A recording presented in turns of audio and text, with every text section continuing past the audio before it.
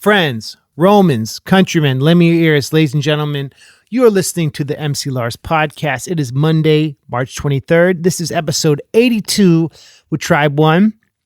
Life just got real in this past week. I know none of us expected this corona pandemic to happen like it has. And I think the community, the internet community, has been really coming together, and there has been so much love and support. I did Pay What You Want for my Bandcamp catalog, and so many people donated, and so many people have signed up on Patreon, and it's amazing to see people support each other during a time like this. I mean, I can't think of anything that's ever happened like this in my lifetime, and in the recent history. It's nuts. We were staying in New York City, and we left because it was just, the cases are just growing and growing and growing, and everything is like a little tense there. And we are staying with family out in the country outside of New York and trying to live as normal a life as possible. I've been doing YouTube work. I've been doing these live streams for the Lit Hop Lockdown, which I'm going to keep doing. What else? I've been doing the Patreon songs, and I wanted to shout out this week's MC Lars Patreon Larson of the week. It's my friend, the Nice Jewish Artist, calling in with a positive, uplifting story. This was a message he left before the outbreak. This is what my man Isaac had to say. Hey, Lars, and all you Larsons out there. I don't think this qualifies for the kind of story I'm supposed to call in about, but I had to share it with you. Lars, my wife and I were in Brooklyn a few weeks ago teaching about comic books and the Bible, as we do. And you know that all we were singing the whole time was Hipster Girl. Just kept running through our heads. Every spot we hit in Williamsburg, we just kept hearing those lyrics going round and round, and it was perfect. In fact, we went into this great little bookstore, the Desert Island, and was talking to the guy about the cool stuff that we've been seeing. We went to this museum of food and drink. We went to this museum called the City Reliquary, which is basically a storefront turned into a museum of people's odd collections of things, from old seltzer bottles to subway tokens to pencil sharpeners from elementary schools for some reason. Anyway, so I'm talking to the guy in the bookstore, and I'm like, wow, there's really some great stuff here. And he says, yeah, well, you should have been here a while ago. We used to have a lot more cool stuff, and you know what happens. And I just thought that is such the hipster Williamsburg comment. And no, it's not about the first time that I heard an MC Lars song or saw you in concert, though we've got plenty of those stories, including my signed CDs telling my wife to be careful in the minivan while she drives around listening to them. But just wanted you to know, from me, Isaac, your pal, the Nice Jewish Artist, how much we're loving being Patreon subscribers. So keep it up. Keep making us rock out here. Bye-bye. Thanks, Isaac. That's so cool. It's so cool to hear stories of the neighborhood. And I know that comic shop you went to. Everyone, I want you to check out papermidrash.com. That's the project he does with his wife, and they do workshops, and it's super cool, combining knowledge of the Torah with comic books. That's tight. That's something positive. So I really appreciated that message. And if you call in, if you join the Patreon, you get a special secret proprietary number. You get to call in, and if I pick your message, you get a free shirt. So Isaac, I sent you a shirt. I hope you enjoy it. Shout out to the new Patreon supporters who signed up this week. A few of them. I want to shout out Christopher Walker, Maka, and Ethan Krupp. And shout out to the old ones, Drew Robbins, Barbara Payne, my wonderful mother-in-law, and Thomas Bombach Jr., who is the husband of MC Evil, who called a few weeks ago, who is part of the MC Lars Lit Hop Academy. I do online workshops and like career coaching for people who want to do digital content. So if you're interested in that, email me, lars@mclars.com. I do one-on-one sessions. I wanted to plug that. It's called the MC Lars Lit Hop Academy. Let's get into it. This week, I talked to Tribe One. Many of you may have seen him opening for me in the UK, or on tour with me and MC Chris years ago, or on tour with MC Chris and Jesse Dangerously. He is a father, a teacher, great friend. Whenever we come through Atlanta, we try to get him on the show. He's put out a lot of awesome music over the years, and he is such a cool, humble guy. Like today I was feeling anxious about how long is this freaking COVID thing going to last? And listening to Niles' voice, I was just like, so calm. He's so chill. He's just a great rapper, a great friend, and a great person. So let's get into it. This is my interview with Tribe One, a.k.a. Niles Gray, a.k.a. one of the members of the Silver Age of hip hop. Chill.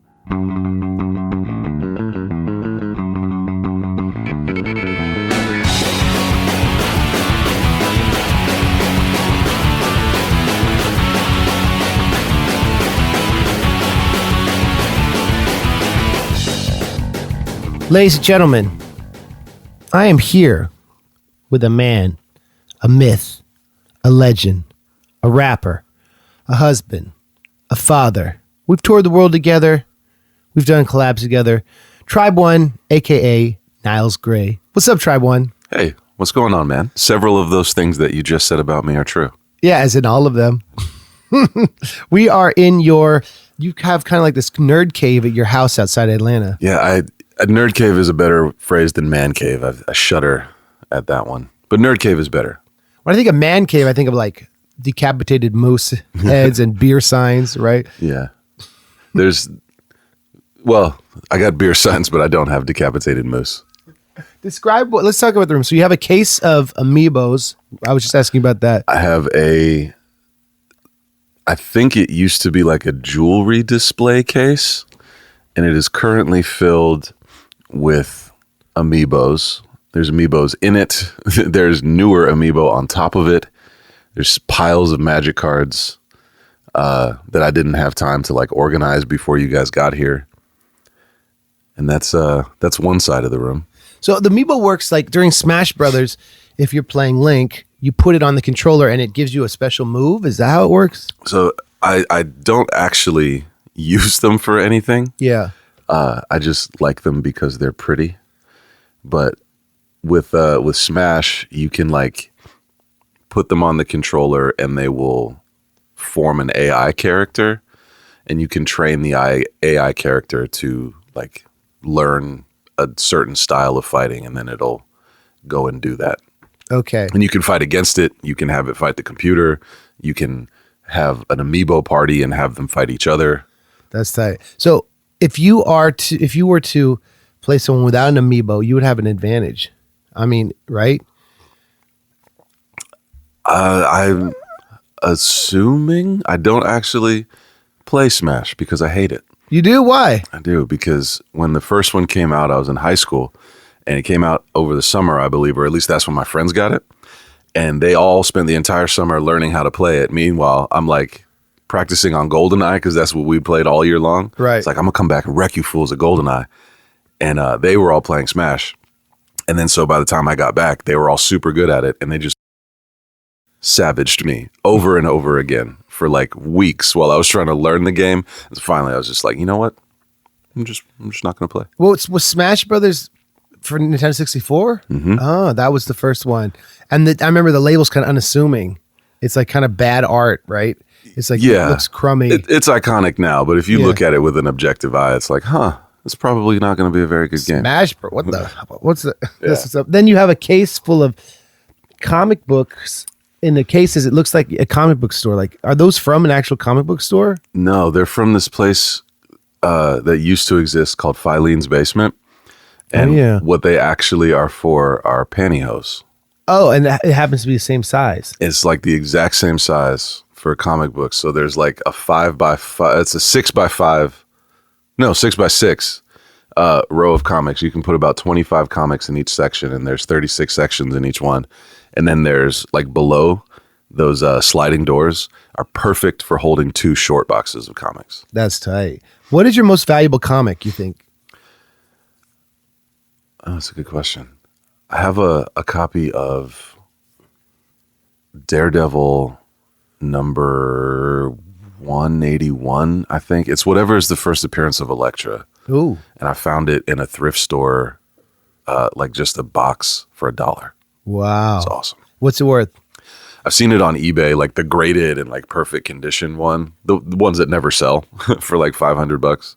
But I don't know what they're actually being sold for. Right. So. It's funny because it's like with that stuff, capitalism drives the market. It's all about like scarcity and where people are looking for it. Yeah. Like I remember when the Death of Superman came out? Oh yeah. That was like, this is going to be worth so much. And it was for a little bit while people were buying it. Well, in the original case with the bloody S. Yeah, with the bloody S, and the black bag had to be, a perfect vacuum seal. Yeah. Yeah. That's what's up. So you rap a lot about comic books, and one of your viral hits is that Blackalicious A to Z superhero song where you have the video where you're showing all the comics. That kind of blew up. It did a little bit. That's what's up. That is pretty cool. What got you into comics, and like, have you always been a comic book fan? Yeah, like I guess as far back, like when you start to have those formative things where you like go out and discover stuff on your own. Like for me, it was like middle school, 6th grade. A friend of mine for my birthday got me a copy of the Dark Phoenix saga that I actually still have. And I read through that and was like, I would like some more of these. And, my dad collected comics when he was a kid. And so I talked to him about it and he told me what his favorite characters were. So I went and got some of those, and those were like X-Men, obviously X-Men, Spider-Man, Fantastic Four. And, I had Batman books, not comics, but Batman books when I was a little kid. Yeah. And so, that made it easy to get into Batman. That's tight. Is Dark Phoenix an X-Men adjacent? Like the woman from Game of Thrones played Dark Phoenix in the movie, what's right? her name? Sophie something. She married one of the Jonas Brothers. Did she really? Yeah. Oh, man. That's what's up. That's, they have a documentary on Amazon. About like reforming the band and like going out on tour. That's cool. I've never watched it, but it seems really high quality and well made. All right, I gotta check that out. Do you though? I like music documentaries. I do too.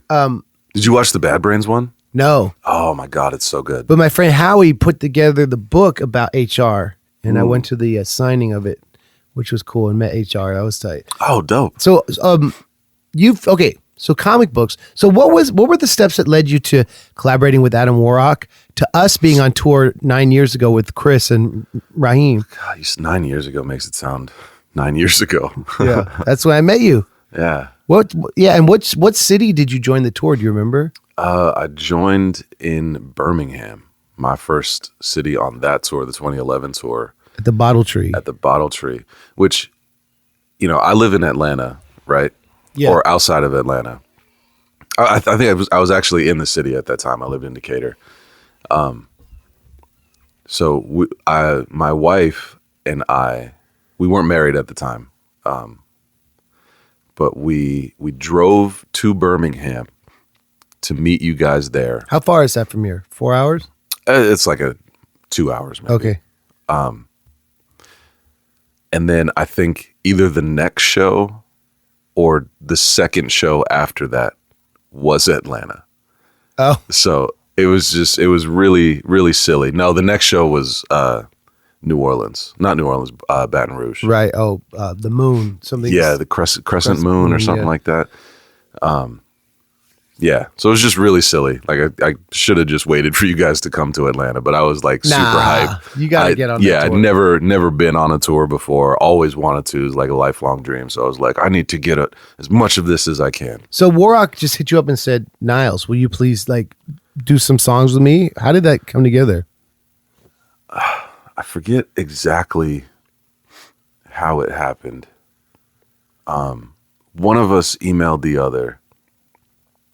Because I used to, like, I was super into comics, and so I started reading at work this website called Comics Alliance, and he did a podcast that was associated with it called War Rocket Ajax with this guy called Chris Sims. How long did that last? He did that for a few years, I believe. The War Rocket Ajax is still going. But without Warrock. Yeah, without Warrock. That's where Warrock got his name. Oh, really? Yeah. Because it's Adam Warlock, a reference to that old 90s comic. Yeah, so it's like a mix of that. So there's War Rocket Ajax, which I believe has something to do with Flash Gordon. Okay. That like the old show. And Flash Gordon's DC? Flash. Or is that that's the science fiction show? I think it's the science fiction show. The one that Queen did the Flash. We're going to have all these King of the Impossible. People who know about all these details yelling at us on Twitter. The comments are going to be insane for this episode. So you hit him up. So you guys got in touch. Yeah, we got in touch somehow. I think it was because I was listening to that podcast. Right. I was already like a fan of comics. He had this podcast, and then it turns out like he rapped also. Right. And I think what happened, and it's been so long, I actually can't remember. I think I reached out to him because I was, doing a lot of stuff with another group called The Remnant. And we had just put out a music video. And I sent it to him and was like, hey, I'm super into comics. I rap. You also rap. You're pretty good. Here's a rap that I just did with my group. That's what's up. And I sent him that video. And I think it was just a pure promo thing of like, hey, you have more followers on Twitter than me. I think that's actually where it was. Is I hit him up on Twitter. Is like, you have more followers than me. Could you possibly push this out to your followers if you like it? Was he living in Atlanta too? No, he was in DC at this time. So he was in the South as well. Yeah. So he did live in Atlanta. He went to Emory for grad school, I believe, but I didn't know law at that school. time. Yeah. So yeah, I sent him that. He dug it, and we started, just talking back and forth on Twitter. Then we started, emailing back and forth, and we would play Tatsunoko versus Capcom online. That's what's up. And then when he started working on his first album, Infinity War, I think that's what it's called. God, it's been so long.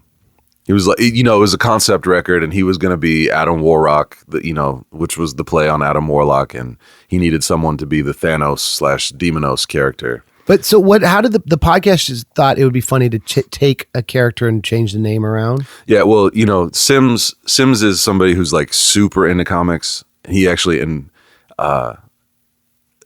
informed a lot of my recent taste because he's a silly guy if you listen to him or read his writing, but he's like super informed and well read, and a very good writer too. Is it like a play because the podcast rocks? So it's a play on that, or I don't know enough about Flash Gordon to know. I think War Rocket Ajax is either like a MacGuffin in the show or like the name of a character or something. So War Rock is in Flash Gordon? There's a War Rocket something. Oh, in I Flash get it. Gordon. A War Rocket. Yeah, and then Warlock. And then one of the things they talk about on the very early episodes of that is how Eugene's favorite comic of all time is the Infinity Gauntlet story. Right. And so they took the War Rock from that, and then Adam Warlock and Adam Warrock, and then when you are an MC, you rock, and it's all of huge. Ill, but his name's Eugene. Perfect confluence. His name's Eugene. So the Infinity Gauntlet, is that related to the Infinity Stones of Thanos? No. Yes, it is. It is. The Infinity Gauntlet is the glove. It's the glove gauntlet. That is the vessel for the Infinity Stone. So when you have all the stones, they have all their places on the knuckles of the gauntlet. And then when you've got all of them, you have limitless power. That's what's up. So Adam Warlock it might be in a future MCU. Is he going to get a movie? Maybe. I think it's safe to assume. I forget which movie it is, but there's definitely a reference to him really coming out of like an egg or a cocoon. Spoiler alert. That's what's up. At the end of one of the movies. I think it might be the second. Okay, we got to look that up. Infinity movie. Yeah. We got to look that up. Okay, so Eugene's on tour with us. It's his first tour. We're playing hundreds, like sold out rooms. Yeah, it's crazy. That was the tour that allowed Jarbo to quit his teaching job. Yeah. And I would just come off Warped Tour, and it was like Lars Attacks had just come out. It was like a crazy moment for nerdcore. Mm-hmm. And you're all of a sudden in the maelstrom of this flavor. And then that's a good word for it. Thank you. You had a run for years. you were doing it. Like you were touring, and you did the Revenge of the Nerds 2 tour with Jesse and Doc Ock. Yeah, Doc Ock with Chris. So Chris, MC Chris has taken a lot of us on tour and opened doors for us, and absolutely safe to assume that like without him, I wouldn't have met you probably. I don't know. We wouldn't have been as close probably. Yeah, or it probably would have taken us longer to meet and become friends. Yeah. Would have happened though. Of course. Fated. There's no way. Yeah, it was destiny. And we did a UK tour with your Malibu Shark Attack project. Which was one of the absolute highlights of my life. That was one of my favorite tours too. Yeah. And so dope. I remember we went out, we partied. We were in Brighton. I think it was Brighton. We almost fell off that cliff on the beach. Oh, geez. Yeah. And you bad choices. You went for a swim that night. Yeah. Yeah. I wanted to go swim in the water, and B McC was like, all right, who knows how to swim? Is it safe? and it definitely was. It was too cold. It was so cold. I don't know how you did that. That was fun. But yeah. Do you remember the name of the group we played with that night? No. Oh man. In Brighton? In Brighton. Yeah. Man, because they were so good. They were the local openers, and they were so good. It's two guys that play guitar and bass and rap, and then they had this woman singing. She had the most incredible jazz singer voice, but it was smooth hip hop. I don't know. I'm making it sound terrible, but it was so good. Dormanton Street. There it is. What a memory you Normanton Street. Normanton Street? Normanton Street. Oh, Normanton Street. Yeah. Okay, check them out. Yeah. Shout out to them. How did you meet Rocky O'Reilly? Rocky, after the tour that I did with you guys, where I came on halfway through, out of nowhere, emailed me. Because I guess he had heard me on a guest verse, because I didn't have any records out at that time. He heard me on something and emailed, and it was like, hey, I'm this dude from Belfast. Do you want to do some music together? And he included a couple of MP3s on there, and they were all incredible. And I think they ended up being the songs that we turned into Bad Mother Effer. I'm not going to curse on this because people are listening. That's right. Bad Mother Effer, Yo into New York, and Moment of Truth. I think those were the three that he originally sent. Cool. And I think Better Off as Friends was in there too. And I was like, holy crap, these are all incredible. Let me start working on them. And I sent him back a demo, and he would, be like, oh, this is great. Here's 6 more. And I would send him back a demo, and this is a several month-long process, because I am a notoriously slow writer. And then when Chris asked me to do the tour in 2013, the Revenge of the Nerd 2, I was in the same position that Raheem was in, where it's I asked for the time off of work. I asked for a leave of absence. I had enough actual leave saved up that I probably could have done a month. And then, taking some unpaid leave if they would have let me, and they were like, no, you can't do that. So I had to quit my job to do the tour. You were a librarian? Mm-hmm. Yeah. Oh, yeah. I was a librarian, public librarian at the time.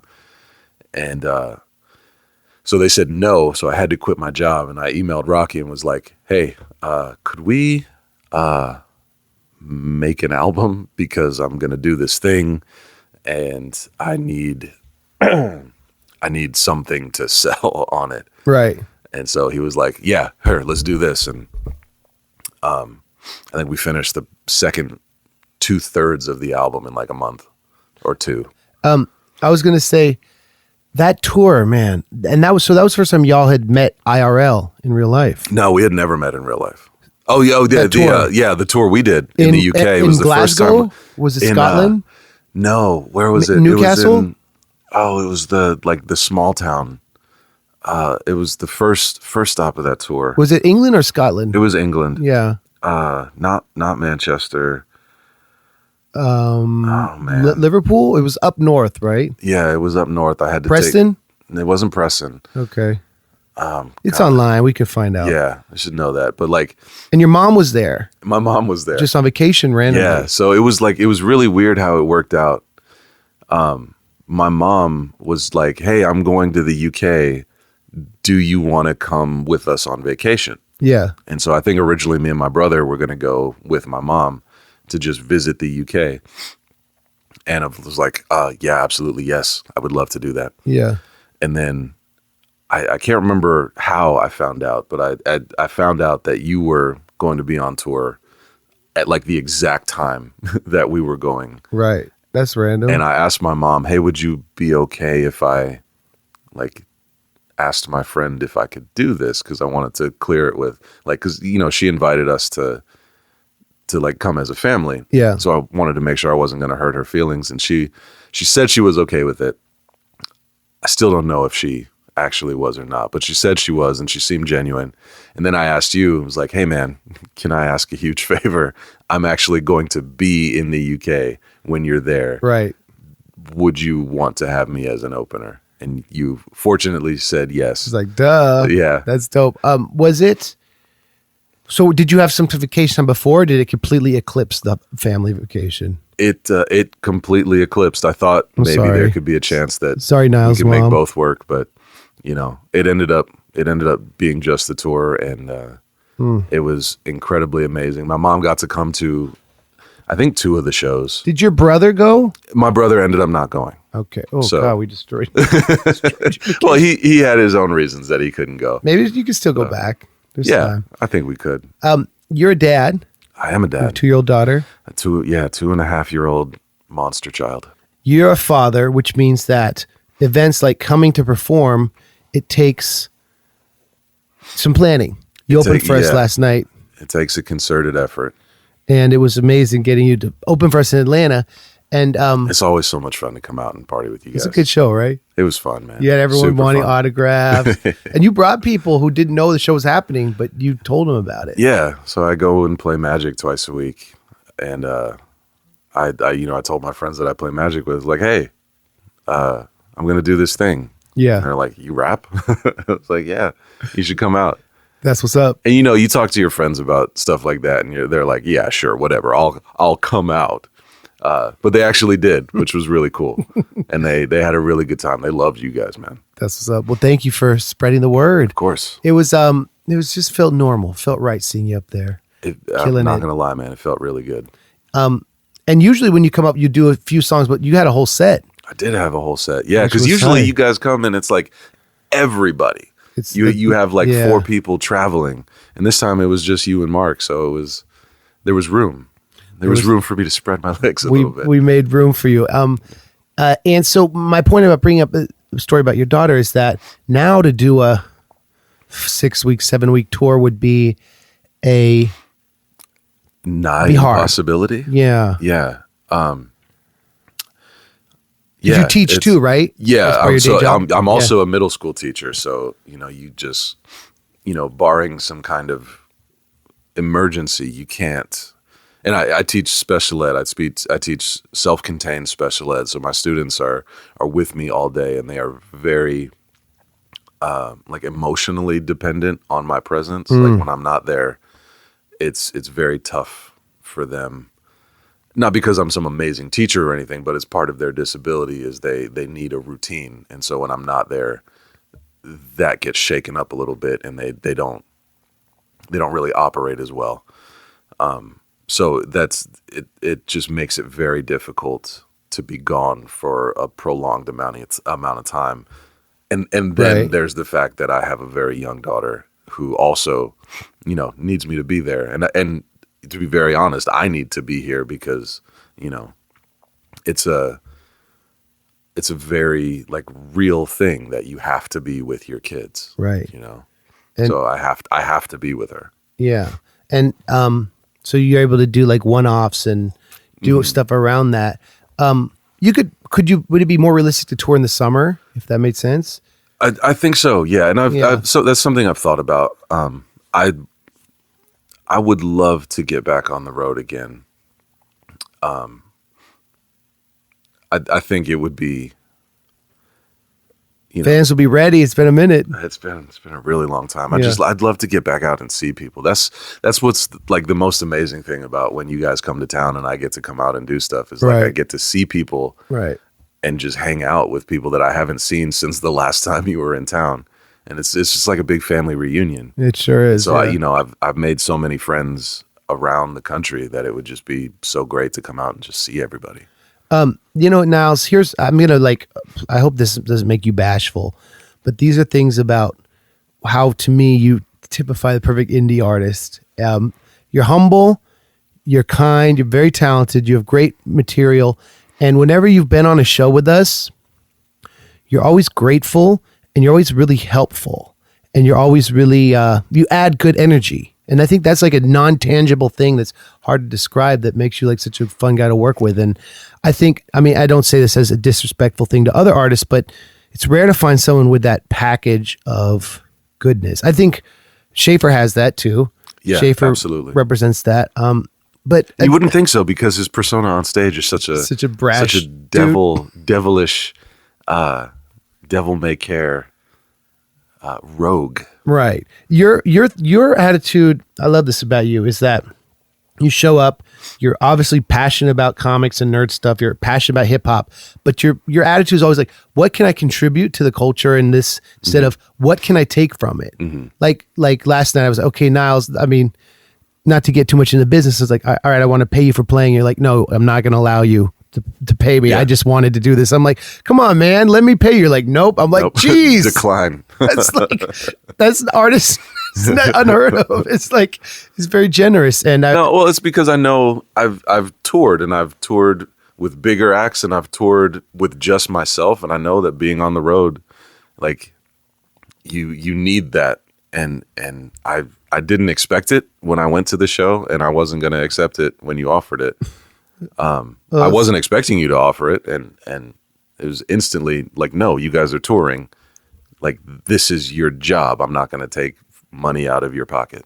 It's just not going to happen. That's really nice, man. And also, you let us crash here, and that's like not getting to save on a hotel. It's like, I don't know. You've given a lot to the scene. You know what I'm saying? Like, I do appreciate your presence in nerdcore with quotes, and I feel like you have a lot of great music in you still, and I hope so. Have you been? So we've done a few tracks over the years. We did the Boys Club. We did that one, yeah. We did, what else? We did, I was on the Malibu Shark Attack. Yeah, you did that song on my record, yeah. What was the theme of that? That one was wanting to go back to a time before. Oh gosh, back to the start? Back to the start, yeah. So just going back and maybe redoing something or hoping things could be different or just evaluating things in a different way. I think I talk about my friend who died in the crash, right? Yeah. We should, so every episode I play a song, that should be the one we play. Okay, so let's talk a little bit about comics, if you don't mind. Yes. One of my favorite characters, and one of the most interesting and sad characters' origin story, and I've talked about him a lot on this podcast, is the Silver Surfer. Yeah. Because on his planet, things are so perfect that it kind of drives his mom crazy as she takes her life, right? Oh, I didn't know that. And because she's from another planet and she misses like the highs and lows of real life. Okay. And then when who's a character who comes who like makes him sacrifice himself for the planet? Galactus. Yeah. So he becomes like a messiah figure for the planet. But it's the reason I bring up Silver Surfer is he's a traveler. And he is someone who can only appreciate the beauty of his home planet when he goes out and like comes to Earth and has all these adventures and he's misunderstood. And it just feels like this, I don't know, this metaphor about touring, like you can't appreciate home in the same way until you've been on your surfboard, away from it, yeah. Bound and met different people and realized that, you know, the world is smaller than you might think. Like I'm looking here, this poster on your wall of this second tour you did with Chris and all the cities you hit. And it makes it, I don't know, it's like the intangible friendships we have and the people we reach through this music is so much bigger than anything. And, and that's the thing. It really is about, you know, more than obviously the money, which is barely a thing. It really is about the connection with people. Because, I mean, that's, all right, I'm going to get really, really, I don't even know, erudite. Okay, please. That's not even the right word. It's just the first one that came to mind. but I really do believe. So going back to that song we did, Back to the Start, one of my verses on that is about how I lost my faith. I was a Christian. I became born again in college my freshman year, and then around 2008 is when I sort of started questioning things and not getting the answers that I thought should have been there. So, but one of the things that I picked up during that time, there's a lot of really good things I picked up during that time. Yeah. Was that this idea that human beings are the closest thing to God that there is. Mm-hmm. And so by making meaningful connections with people, you're actually getting closer to God. And I still, without the spiritual part of that, I still believe that like making meaningful connections with people is one of the most important things you can do. And so that's what I've always tried to do with my music. That's what I've always tried to do when I'm out doing shows. Because it means something. It means something to me. Right. And you can see how much our music means to other people. One, because they'll come up and tell you. Right. But also just like the energy that you feel as a performer when you've made that connection. It's this like self-repeating feedback loop that makes you a better performer. It makes them enjoy it more, which makes you a better performer, which makes the audience enjoy it more. And it just builds. Yeah. And then in your day job, working with kids who have individualized learning plans and special needs, like that's really doing that work. Yeah. It's a very, very similar thing. That's huge, man. Because if like kids don't learn from people they don't have a connection with. So that's, like when you're trained as a teacher, that's one of the things they always come back to is like, you have to the kids have to know you care about them first and foremost. Right. Otherwise they're not gonna listen. They're not gonna listen to you anyways, but they're not gonna listen to you at all if they think you don't care about them. Right. That and having the energy and humility to connect with them. Mm-hmm. Do they start to find out about your vast catalog and your hip hop career? Like how does that play out? So enough people know that I rap at my job that eventually, as much as I try to shield my students from it, they eventually find out. And the funny thing is that they do not care at all. Like once they find out I'm a rapper, there's this moment of excitement. And then they find out that I haven't been on the radio and I haven't done anything with Post Malone or whatever, whoever is the gone viral on TikTok or whatever, right? Yeah. And then they're like, oh, all right, well, let's talk about math. Well, so that's interesting. So the idea to be like an indie nerdcore rapper to them is less exciting than being like a mainstream viral rapper because it's a different world, different planet. Yeah, and I teach middle school kids, and their whole world is shaped by whatever is pop culture. So they have no conception that there's anything existing outside of what they can easily access. I'm sure you heard Old Town Road a few times. Oh God. My wife works with grade school kids. She teaches science. Actually, you were at the show where I met her. I was, in Texas. It was a South by Southwest show. South by Southwest showcase. Yeah, that's what's up. That's cool. You were there. Mega Ran was there. Mm-hmm. Shaper was there. Like it's like kind of cool. Everybody was there. That's what's up. But like she talks about how they really will fixate on a song or a specific thing. Kind of, they perseverate on it long after it's been the number one song. It sticks with them and resonates. So if you had a song that was like in a commercial, they would then be obsessed with it. It's kind of like this. It's weird. It's not the art that defines the alliance. It's the social resonance of it, maybe, which is fine. Yeah. We were like that as kids, I guess. Yeah, absolutely. We also didn't have in social media, though. Yeah. Well, when we were growing up. How you're 34? I'm 38. You're 38. So you're a year older. For some reason, I thought you were younger than me. You're older than me. Yeah, I'm you're a little bit older than you. So we were growing up right around. Are you the same 82 time. or 81? 81. Okay. And you grew up in the Bay Area? Yeah. All right, me too. Oh yeah. Yeah. What part? Mostly Palo Alto. That's what's up. Yeah. How did you end up in the South? So I lived in the Bay Area, like Palo Alto, Yeah. San Mateo, until 8th grade. And so Right. for 8th grade, I moved to Tucson, Arizona to live with my dad. And then Tucson was a place that I wanted to leave as soon as I could. Right. So I moved out here for college. Did you go to Emory or where'd you go? No, I went to Morehouse. Oh, cool. Yeah. And then did you have to get your did you get teaching or you went to library school? No, I got an English degree. Like I actually have a song where I talk about this on K Murdoch's record.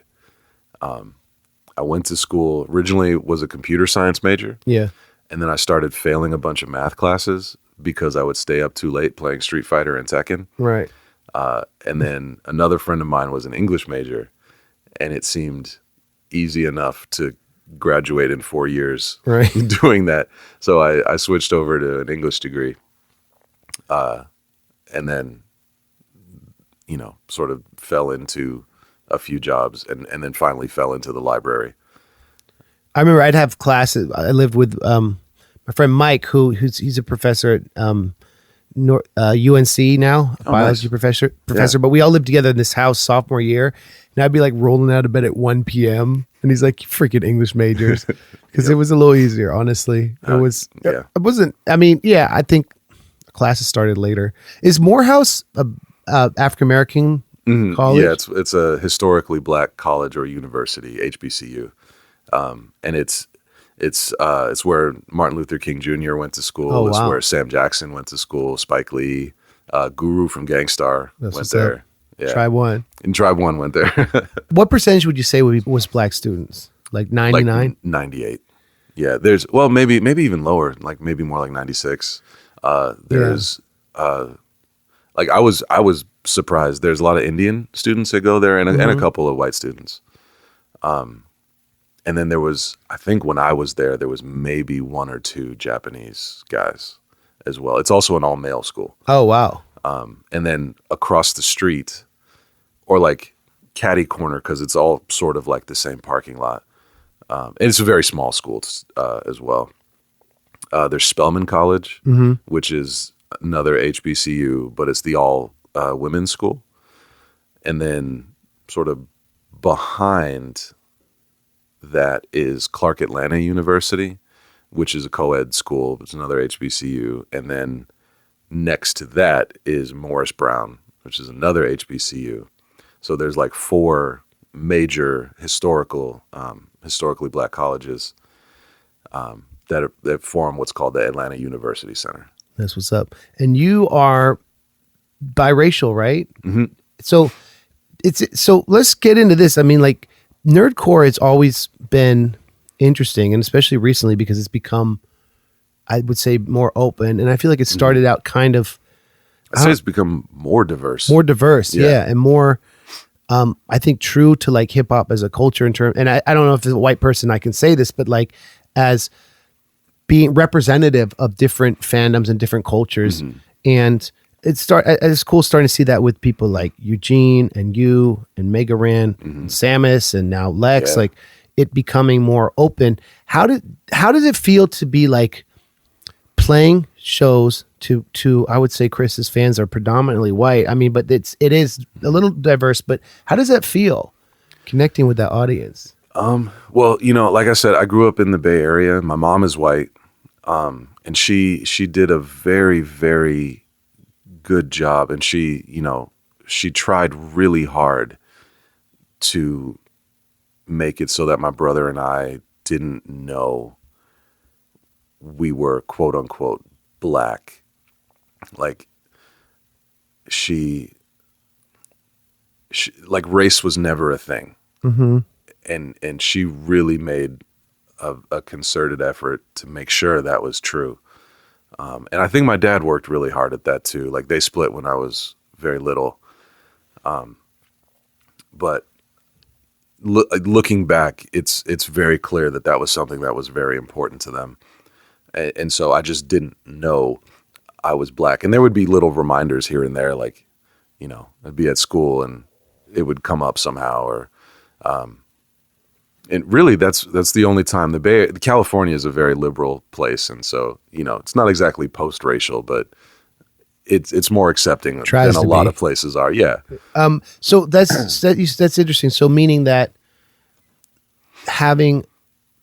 obviously you knew that like culturally you had a unique background, but that being black was not a different thing, or that it wasn't like something. Well, and that being said, I was still growing up. My brother and I were the black kids at whatever school we were going to. Like we were the vast minority.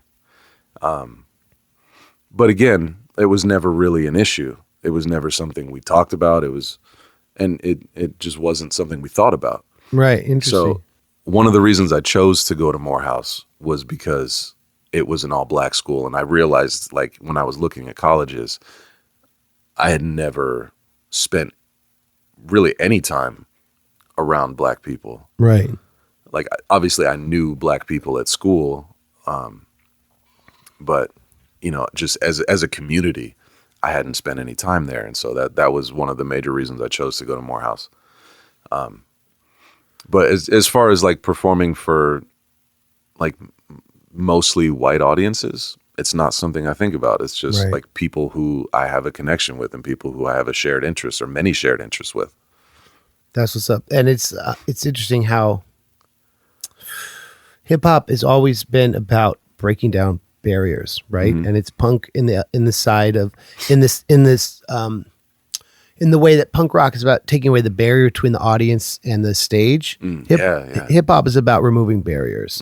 And I think it's really cool that, I don't know, someone might, a white kid from the Midwest in a small town might get into you, and then from you get into Gang Starr, or like realize some of your influences and be like, oh, there's a whole nother world, and kind of figure out like a lot of the social stuff, like that Sublime song about KRS-One. It's like about how people from other cultures can learn from hip hop. And I think it's really cool, man, that you've branched from being full-time musician from librarian to full-time rapper to teacher.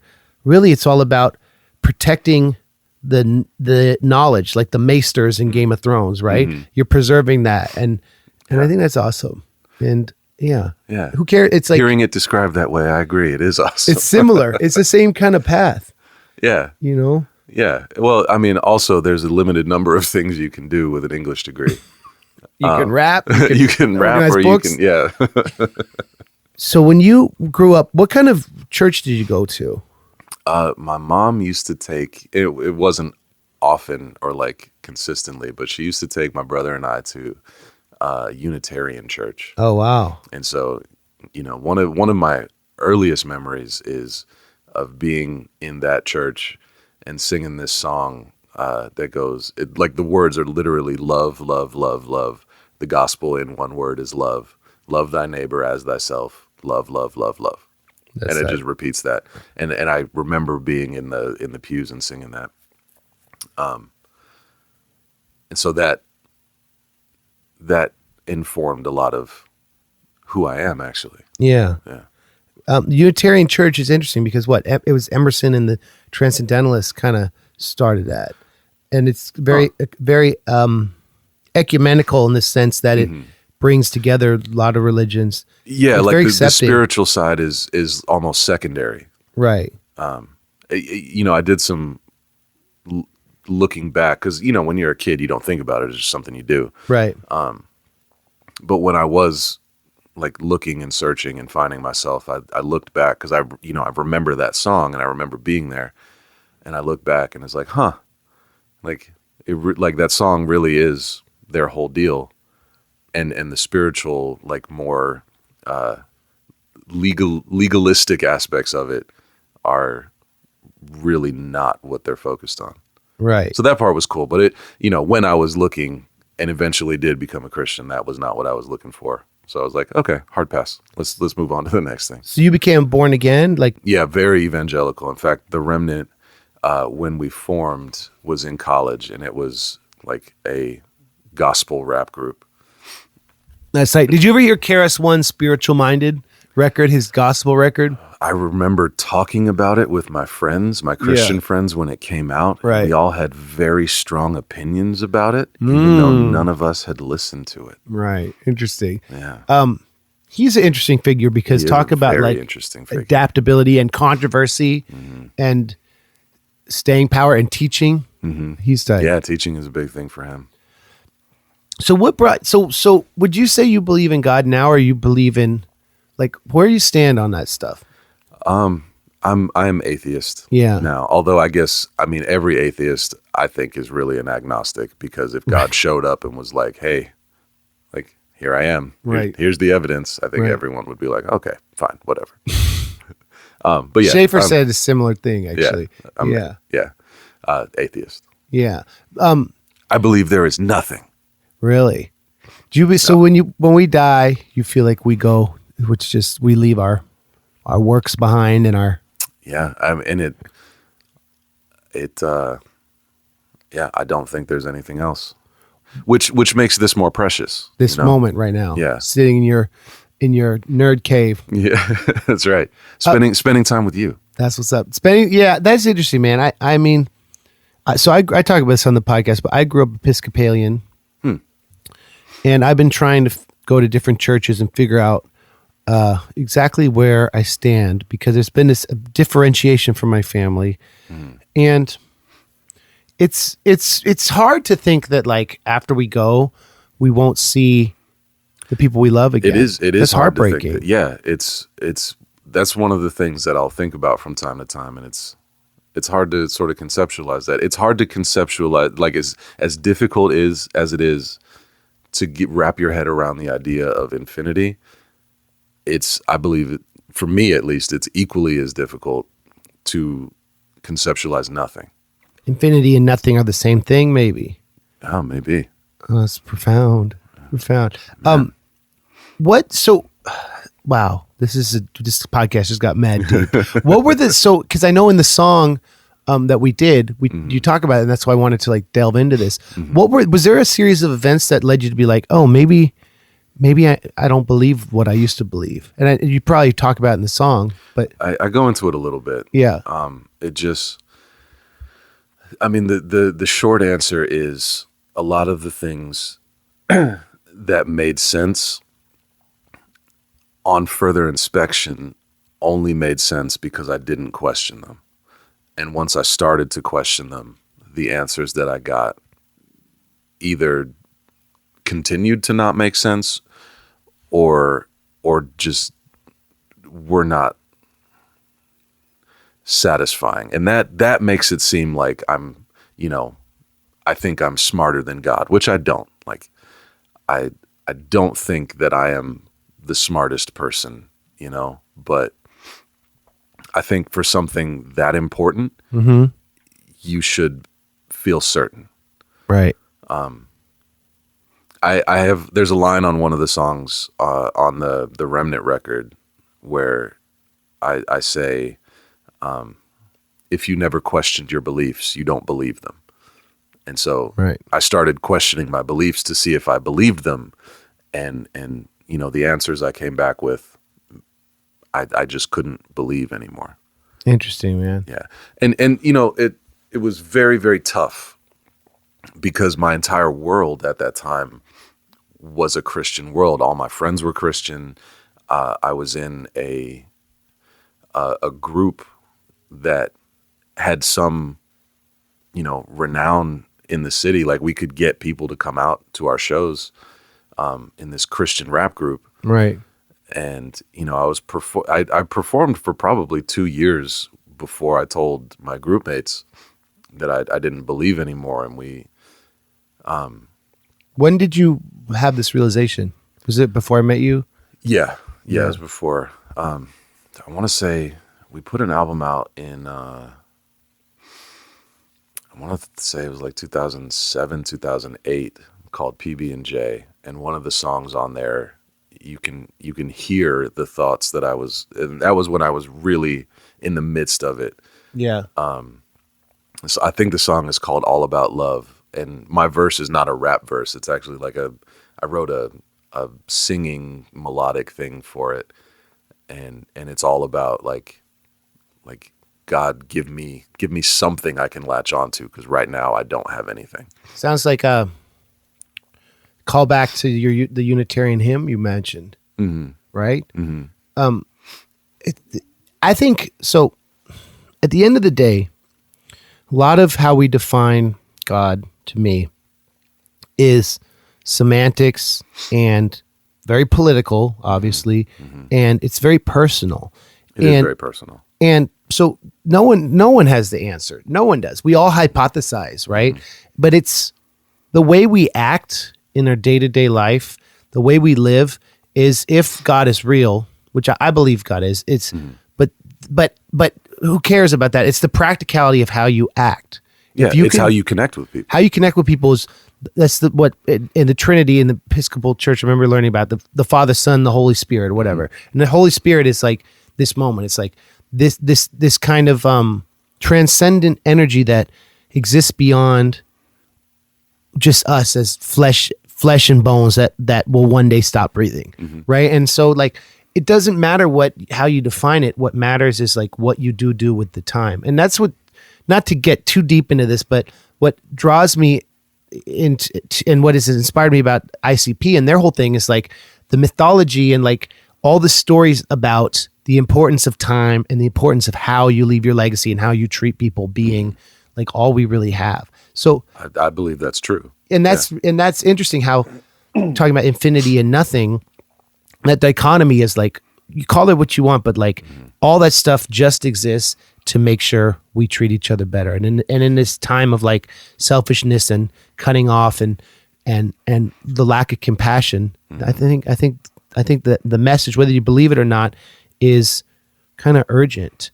I think so too. Yeah. And and for me, I'm not trying to convince anybody of anything. Yeah. But for me, like all of those things are still true, whether or not God exists. Right. And that's tight. Yeah. So it doesn't matter what you believe, you can still be nice to people. Right. You can still be a good person. If you're going to be nice to someone because you know it's the right thing to do, not because you think you're going to be rewarded with like a harp and angel wings, that in a way has kind of more gravitas, right? It's Descartes, right? Oh, I don't know. That thought of like, I could be mistaken about who it is, but that idea of if you're only doing the right thing because of the reward you're going to get for it, right, then that invalidates it being the right thing. The altruism for altruism's sake. Yeah. There's this thing called Pascal's wager. Have you heard of this? Maybe that's what I'm thinking of. Yeah. And that's the idea that Pascal believes like, okay, God might not exist, but if you act like he does and do the right thing, then it's worth it, because if he doesn't exist, at least you'll have done the right thing anyway. It's a similar thing. And Whitey Cracker has a funny play on it where this is going to get really silly and ridiculous now. So you've hung around Bryce before, right? A little bit. I don't know him as well as some of my friends do, but I've spent You've heard a stories. little bit of time with him. Yeah. He loves to just urinate everywhere, inside, outside, during a panel at AnimeCon, behind the stage, because he believes this is it's his version of the Pascal's wager. So you know how dogs mark their territory, right? So he believes when aliens come, if he has urine across the planet, he'll be a dominant species and they'll take him on the spaceship and want to learn from him. That's his version of Pascal's wager. So he gets in trouble for that. But that's where I first started thinking about Pascal's wager in that context. That is 100% in line with every story I've heard about Bryce. That's incredible. That's what's up. Pascal's wager. Pascal's wager. Hey! Hey. Niles, do you have a favorite comic book character of all time? My all-time favorite comic book character, no hesitation, is Devil Dinosaur. Please tell me about this character, because I've not heard of them. Devil Dinosaur was created by Jack Kirby when he returned to Marvel Comics in the mid to late 70s. Yeah. He left Marvel after falling out with Stan Lee, went to DC and created the New Gods. Okay. Which were these like this very mythical celestial figures, and then he left DC again and went back to Marvel for this triumphant return. He did Captain America, He made the Falcon a major character, and the Falcon is now a major character in the MCU. Isn't Silver Surfer one of Kirby's Silver favorite Surfer characters? Kirby created Silver Surfer and Galactus. Holler. So he came back to Marvel in the 70s and was just like, they let him do whatever he wanted. And so one of the things he did was Devil Dinosaur. And he is a dinosaur, surprise, surprise, who existed in Neanderthal times. Okay. Like, all right. And so he's got this Neanderthal friend that he goes around with named Moon Boy.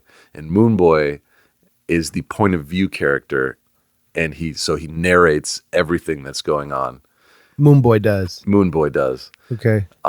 Because Devil Dinosaur is a dinosaur. Like, he's not intelligent or anything. Is he verbal? He's just a dinosaur. No, he's not. Is he demonic? He's not demonic. He was born in a volcano. Okay. And struck by lightning. Right. When he was born, like when he hatched. And so he's like this fiery red Tyrannosaurus Rex. Therefore, okay, so it kind of looks like a devil. Yeah. So he doesn't have horns or anything. He's literally a T-Rex, but he's red. That's ill. It's so... We're talking 70s? Yeah, it's like 70, 78. Silver Age, would you say that is? No. This is Bronze Age. Okay. Like the very tail end of Bronze Age, maybe more like transitioning into the modern age. And I remember you would call yourself Silver Age hip hop, right? Yeah, so that was our informal crew name that me and Warrock had. We were the Silver Age, which is chronologically. So Golden Age is what? Like, let's talk about that chronology. Golden Age is like, it's Action Comics #1. Okay. Until Showcase, I want to say 12 or 22 or something, but it's where Barry Allen appears in the DC timeline. I don't know Barry Allen. Barry Allen is the Flash. Oh, thank you. And so there's Jay Garrick, who is the original Flash, who had like the soup or the spaghetti strainer with wings on his head. Yeah. And he was the original Flash, and then you have Barry Allen, and there's this like iconic comic book cover where they're both running towards you on the cover to save somebody who's like about to have like, construction debris fall on them. Right. So Barry Allen emerges, and that is universally recognized as the beginning of the Silver Age because it starts the new DC timeline where all of these characters exist in the same universe. Cool. So that's the Silver Age, and so we called ourselves the Silver Age because we there is a golden age of hip hop. Right. And we, which is what, like Grandmaster Flash to Run DMC. Yeah. And up maybe to NWA, maybe. Yeah, maybe up to NWA. Yeah. And so we were talking about it, and one of the things we talked about is how there is not a like with comics, there's a universally recognized Silver Age, but there's not that with hip hop. Right. Like, or at least there's nothing called the Silver Age. Right. So we thought it would be cool to define what the Silver Age would be for hip hop. Right. And so we called ourselves that. And now hip hop would be in the Bronze Age, the Gilded Age, I think.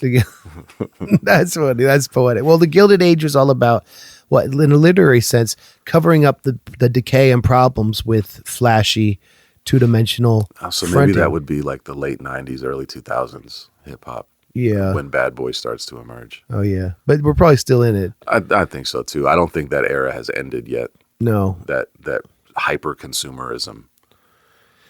Yeah, late capitalism. Did you see Uncut Gems?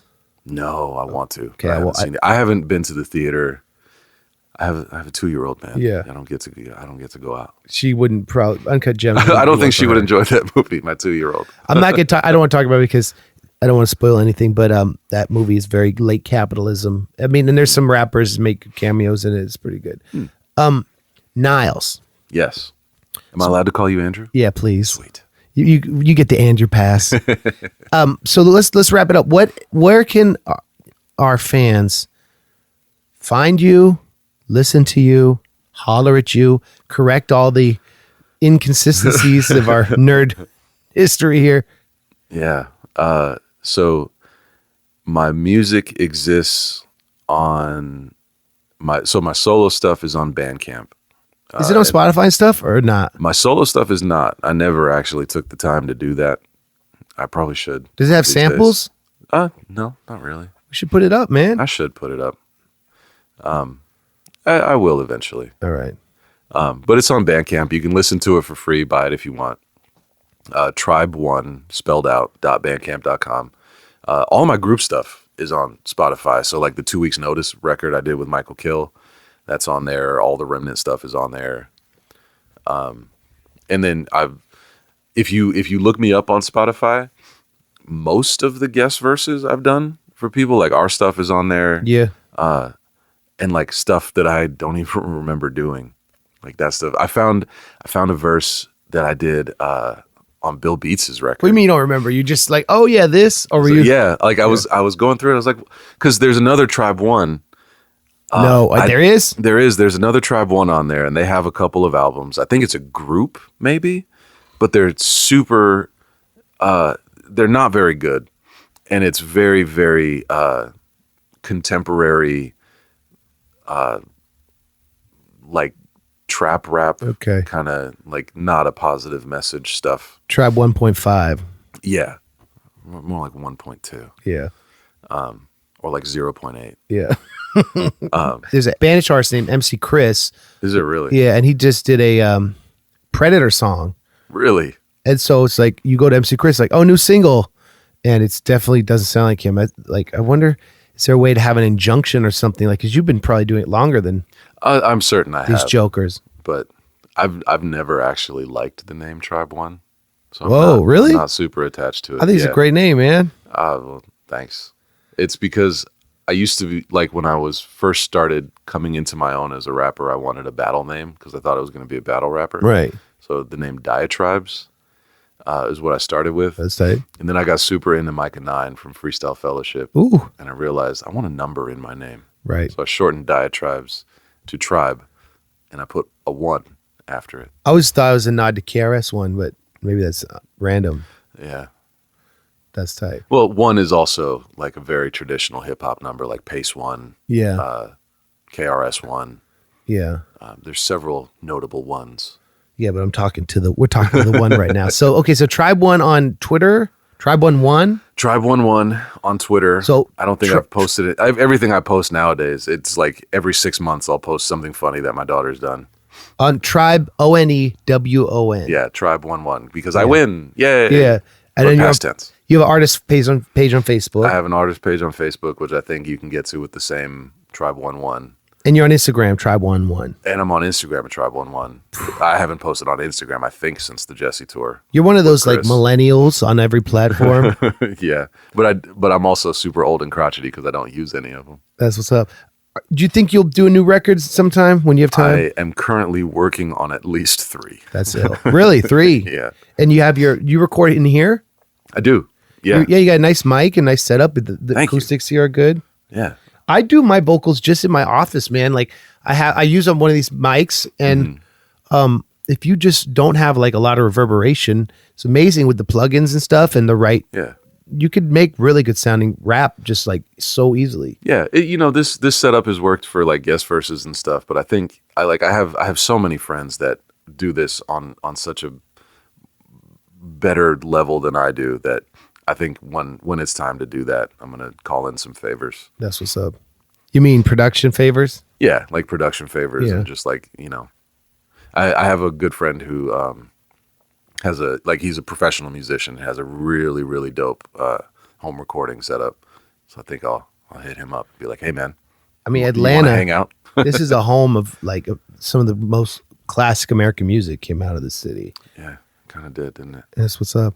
I love this about you, that you're family man, teacher, you're still making music, you still rock shows.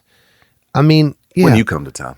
that's what's up. But it's like you never gave up on doing this art form, and you always, like I said, jumped into it with the right attitude. And I feel like in 20 years, 30 years, we'll be on the porch rocking, looking back. You know what I mean? Like, I feel like, I don't know, you and I will be friends till the end of time. That is 100% true. And that means a lot to me. Yeah. Well, it makes me happy, and you should make time to do the things that make you happy. That's right. And you made time today to hang out with us and take care of us, give us coffee. And I wanted to say... And muffins. And muffins. You just fed us and you let us. It's nice to be able to, like, on tour, to have like a house with a friend to kick it at me so like, much. No lie, that is one of the factors that I thought about when my wife and I bought a house. Is like, hosting fools. Got to make sure there's room for my friends to come when they're in town. That's dope. You have a nice house, man. Thank you. Yeah, it's cool. Thank and you. It's big, and you're in a nice neighborhood. And it's covered in baby toys. Baby toys, yeah. comic books, and Amiibos. And Amiibo. I have thrown so much money away on What's your nothing. most valuable Amiibo? So the gold Mario. Yeah, in the box. Yeah, in the box. That one is... It's not as expensive as it used to be because it has been reprinted, I think. But the Mega Man Legacy Collection Gold Mega Man, Right. and then the Mega Man 11 Gold Mega Man, those are still sealed. So those are, like, they have the game that's also boosting the price a little bit. Oh, in there? Yeah. Oh, like the Switch game and the DS? Yeah, the DS? Switch game and the 3DS game. And then the Solaire from Dark Souls That's tight. is pretty expensive too. I mean, it's not. You could get more some money. than the MSRP. Yeah. You have two of the Golden Marios. You have one on the platform up there. Is that the same?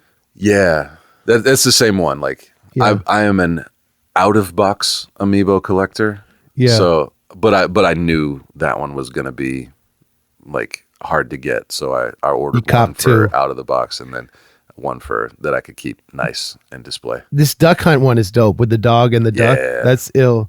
Yeah, I like that one. I love Smash Brothers because it plays up on the nostalgia. It's like the Who Yeah. Framed Roger Rabbit of games because they're Yeah. all there. It's fun. It's fun. Yeah, and that's how I justify spending as much money as I do on these things because I have close to 100 of them now.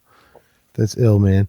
But like these characters, like these plastic figures, obviously are not. They're not important, but the characters are. Like Interesting. they are part of my childhood. They're part of who I am. So having them makes me happy. I feel you on that. This one with like the wings, is that from Final Fantasy? This one to the left of the Inuit guys with hammers The in front? the guy with the sword. Yeah, So that's Crom from Fire Emblem. that's ill. Yeah. That's so ill. So What about I've got all the Zelda amiibos. I've got all the Fire Emblem amiibos. That's what's up. I've got all the Splatoon amiibos. That's, Those are who's the those guy with are- horns here? The Viking That's Shovel Knight from Shovel Knight. It's Okay. an indie game. Oh, They're- so they have indie amiibos. Yeah, there are Shovel Knight is currently the only indie game with an amiibo. Really? Yeah. That's cool. And so there's a gold Shovel Knight now that Ooh. just came out, and then there's the 3-pack of King Knight, Plague Knight, and Death Knight or like Scythe Knight. I forget his name. It doesn't matter. So when you are investing in this stuff, like, is it Investing is a very generous word. a conversation with your wife? Like, look, it's on eBay. We've got $100. I'm going to buy this. Or do you just click? Oh, honey, look, sorry. Yeah, it's definitely an ask forgiveness, not permission situation. I don't know if you knew, I'm like very obsessed with Who Framed Roger Rabbit. I did know that. And I want to start an Instagram of all my Roger Rabbit merch because I definitely spent a lot on it. But I try to be candid with Ashley about it when I'm buying it because it's our shared money. But at the same time, sometimes I'll be like, "Oh, this shirt, ooh," and then I'll buy it. And I'll be, it's interesting thing when you have a spouse who's supportive, but you also have to be reasonable with your purchases. You do have to be reasonable. It's a balance, right? It is. I'm still trying to find it. Right. And you can justify it as long as you're not out on the street. Yeah, exactly. Like, I'm fortunate to have a tiny amount of disposable income, and I have things. I have too many things, like hobbies and passions, and just things that make me happy when I have things like comics, video games, Amiibo, Magic cards. Yeah. So having these things and being able to own these things and do that, spend time with that, Yeah. legitimately makes me happy. And I feel like that's worth a few bucks. Some people spend tons of money to go to the Super Bowl, spend money on whatever. Yeah, it's like a hobby. And I think it's cool that you can own it and rock it. Yeah, you have to make time for the things that make you happy. You just do. That's what's up. Like this podcast. Like this podcast, of course. And this adventure. Tribe 11, check it out. And remember that time you were trying to wrap it up and I started talking about Amiibos No, again? I started it. I found with this, I've talked about this before. Sometimes the podcast, like the last 20%, is the most interesting because people are off guard. You know what I'm saying? So like talk, so I always enjoy it. The other thing I always do is say, one more question. I've got 12 questions. That's what's up. So we'll play back to the start from Malibu Shark Attack. Hey, let me ask you a question. Yeah. What's your favorite rap song that you've heard this year? This year? Yeah, it doesn't have to be from this year, but what's I mean, the baby, the bop song. I needed some ish with some bop in it. Have you heard that? No, I haven't. It's one of the newer hits. He's good. Huh. He's he's got a cool flow and he's got a lot of style. Obama had him on his like best of 2019 playlist, a different song. How about you? I was kind of hoping you wouldn't ask me that.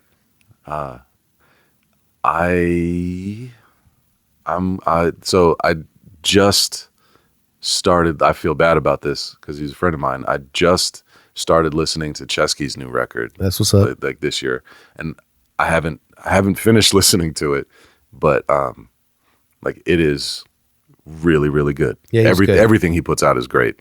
But the new record is real good. You know who opened for us in Orlando was E-Turn, who's part of Fake Four. Yeah. She's ill. Yeah. She's ill. Nice. Chesky's tight. We played, there was a benefit for Alias when he passed. And we had a conversation and Chesky's ill. Yeah. Super nice guy too. I got to peep that flavor.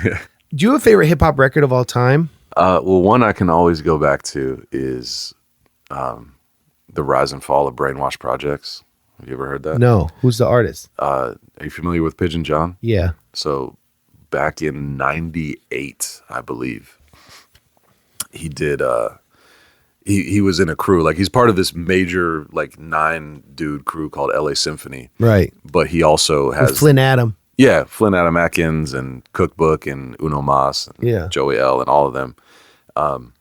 But he also was just in a group with him and this and another guy from LA Symphony called Be Twice.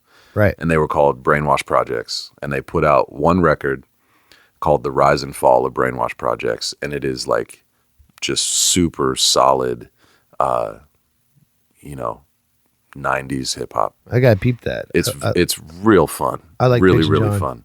But I remembered what my actual favorite rap record is. And it's Micah 9's 1969 that he did on Fake 4. So you like some of this progressive Los Angeles SoCal rap? I do, yeah. I got to check out that Micah 9. Yeah. What was it called again? It's called 1969. Have you ever heard the Flynn Adam Pigeon John Root Beer project? Girlie hit me up because the homie is famous. My friend DJ loved that, and he got me into that. And Flynn Adam, this is random, completely random. My album Lars Attacks has a feature by John Rubin. Oh, nice. And Flynn Adam engineered John Rubin's verse. Very cool. So he's one of the co-producers awesome. on that record. I had John Rubin's first album, and there was like a lot of songs on it that I really loved. Yeah. What was that? What was his first record called? Oh God, I was trying to think of this the other day. He's and still I couldn't going. think of it. Is he really? Yeah, he that dropped makes me something. happy. Yeah. We used to when I lived in LA, we lived a few blocks from each other. We did kick it a lot. Yeah. Oh, that's awesome. But now he's in Nashville. Okay. Yeah, that makes sense. But John Rubin's the man. He's a very prolific, wonderful person. He always seemed like a nice guy. I never met him. That's what's up. Tribe 11, thank you for being on the podcast. Are we there yet? Are we there That's yet? John Yeah. Rubin's first album from 2000. My favorite is Hindsight. It's a beautiful thing. And the song, I, John Rue, solemnly do promise you, the listener always to keep it innovated. Doggone it. My name is John Rubin and I got my word on it. That's tight. That's what's up. John Rubin. Okay. Thank you, Niles. Andrew. Thank you. I Thanks love for you, having bro. me. Doing the handshake. Boom. All right, we're going to wrap it up. And this is Back to the Start. Is this on Spotify? This is on Spotify. That's what's up. So please Malibu Shark Attack is another thing you can find on Spotify. peep that. Let's get the streams up. And Tribe 11. Thank you, buddy. Thank you. Yo. Love you, man. Love you too.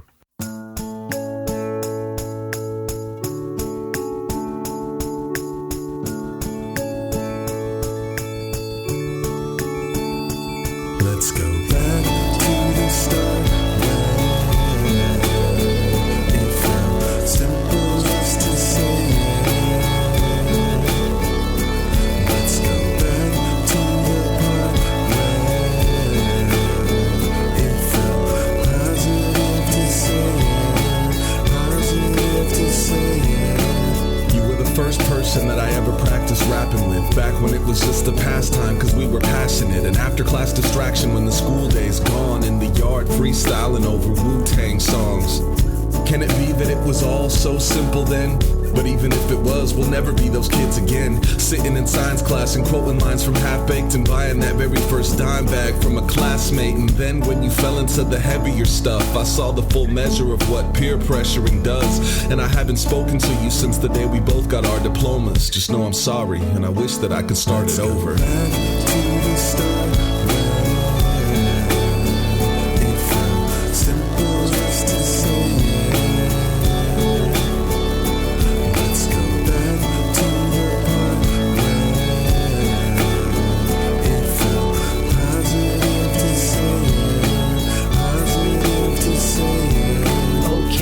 If I could only go back for a day, who would I go visit?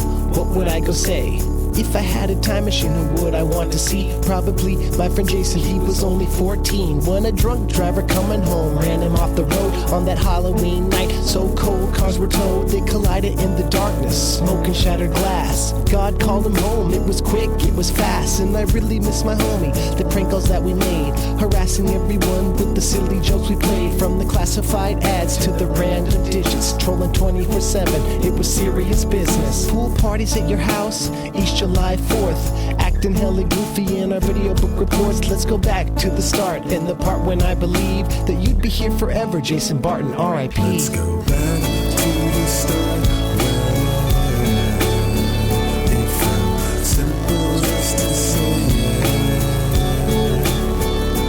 Let's go back to the part where it felt positive to say it. Positive to say it.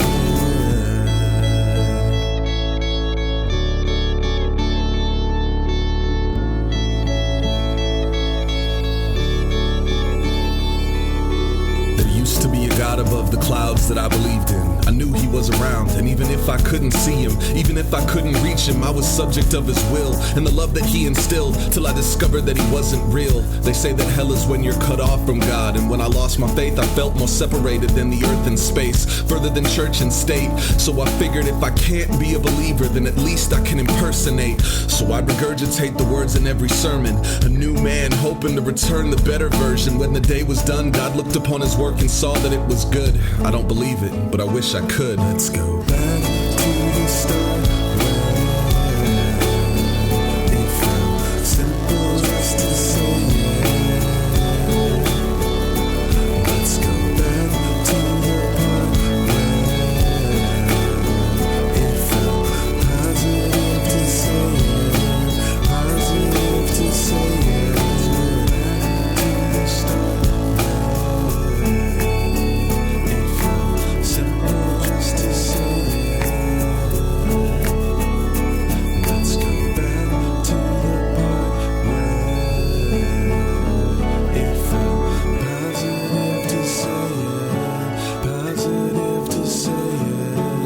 That was Back to the Start by Malibu Shark Attack, where I did a little verse. Be sure to check out their record.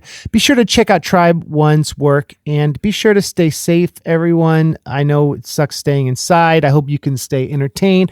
I promise to keep giving you fresh content that's original and fun and enlightening. And I think that once we get through this, we'll be very appreciative to go to restaurants and concerts again. I'll be really excited to go on tour. Yeah, it's kind of profound hearing these interviews I did before all this Corona stuff happened. But you know, it's going to be okay. Next week, I got Ben from the former Fat Boys. I interviewed him in Chicago. Schaefer and I crashed with him. Be sure to check that out. Great interview. And yeah, I'll talk to you all soon. Hit me up anytime. I'm on social media if you have something you want to vent, or just you got a friend. MC Lars is your homie, and I'll always be your homies. And I love you guys. And thank you for allowing me to do what I do. And thank you for your generosity. My back catalog is still Pay What You Want on Bandcamp. I'll probably keep it up another week. So if there's anything you missed, peep the flavor. All right. Thank you, everyone. Talk to you soon. Bye.